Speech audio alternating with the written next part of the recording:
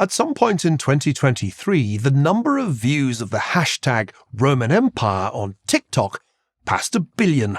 This social media craze originated when girlfriends began asking their boyfriends how often they thought about the Roman Empire. The typical answer was supposedly every day. Are we Rome? American historians and public intellectuals may not ask this question every day, but they ask it quite frequently. In 2007, Cullen Murphy published a book with that title. He revisited the subject in April 2021, drawing breathless parallels between the scenes at the Capitol the previous January 6th and the sack of Rome. Outside, Murphy wrote, a pandemic raged, recalling the waves of plague that periodically swept across the Roman Empire. This kind of historical hyperventilation has been a recurrent feature of the Trump era. Writing for Time in December 2018, Edward Watts asserted that the most significant danger old republics like ours face is not the sudden assault of an aspiring autocrat, but the slow erosion of their cultural and institutional defences. Tim Elliott drew an even more direct connection in his November 2020 essay for Politico, in which he compared Donald Trump to Julius Caesar. Elliott argued that the American Republic must be on its last legs because Trump, like Caesar, promises to return us to an imagined ancient glory while bulldozing democratic norms, ignoring checks on his power, and eroding political debate. Of course, all these authors neglect to mention the ways in which Trump is not like a Roman emperor. For example, the president is preoccupied with reducing the size of government, not something autocrats are known for, and reducing the regulations on business. He is for free speech and against censorship. He's against foreign wars. But Trump shouldn't take it too personally. The habit of comparing ancient Rome to contemporary America has been a feature of political discourse for much longer than most of us realise. It goes back more than 200 years, indeed to the time of our republic's founding. The founders were as obsessed with Rome as anyone today, maybe even more so. The writers of the Federalist Papers, Alexander Hamilton, James Madison, and John Jay, all took the pen name Publius, evoking Publius Valerius Publicola, one of the Romans who, in 509 BC, overthrew the monarchy and established a republic.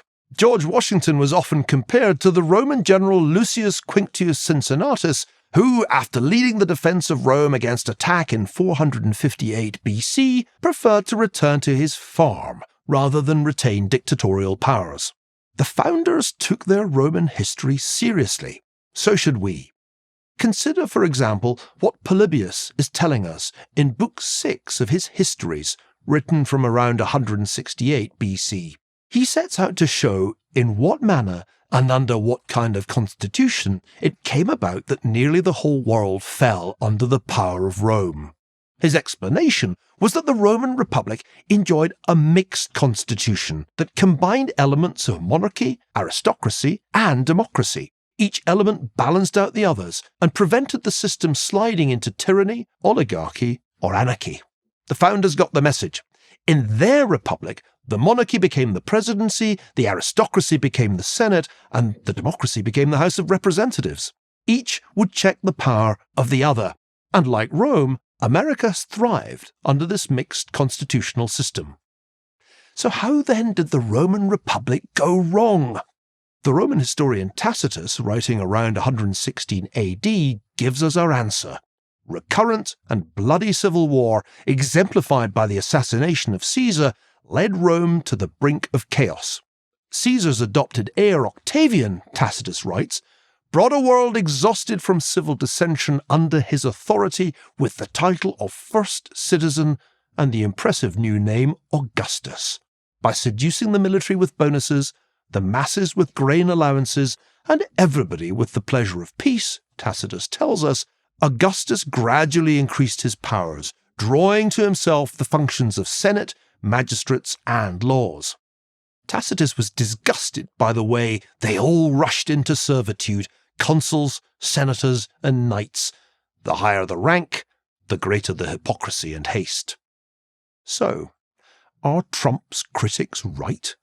Are we where Romans were in the late Republic, maybe around 29 BC, a few years before Octavian became Princeps Senatus and Augustus? Or is the American Republic, thanks to the genius of our founders, incapable of mutating into an empire and a tyranny the way Rome did?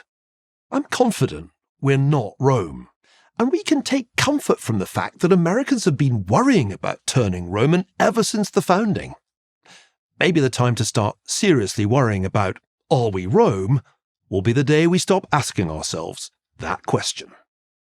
I'm Niall Ferguson, Senior Fellow at the Hoover Institution for Prager University.